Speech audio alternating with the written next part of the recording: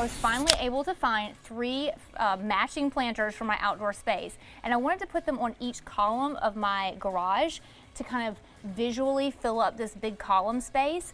So I went out and got these big planters. I got 3 olive trees, and these are real olive trees that I'm using. They will actually bear olives if I take care of them correctly. And then I'm gonna add some seasonal color around the bottom.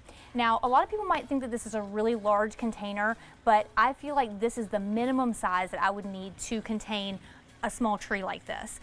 Remember that these are their homes forever and ever. This is all the space they'll ever have. And so you want to make sure that you're getting a container that will really allow your plants to root out and grow and not be super bound up in this space. So we've got a nice large container to start with that will last us a good long time before we need to pot it back up again once it gets big enough. And then we're going to add our pretties around the bottom. So let's get it done.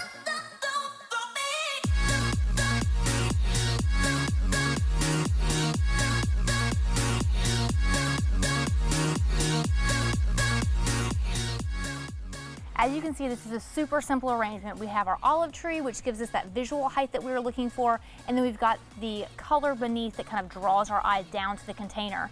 These are violas. Some people call them Johnny Jump Ups, but they're the smaller version of a pansy. I like them a lot because they bloom so much more prolifically than a typical pansy, and I like their little dainty size. This color in particular is my favorite of all the colors, and I have such a hard time finding it every year, but I found them at Stokley's along with the olive tree. So if you are looking for some beautiful plants and trees, Stokley is your place to go for sure for everything on your shopping list.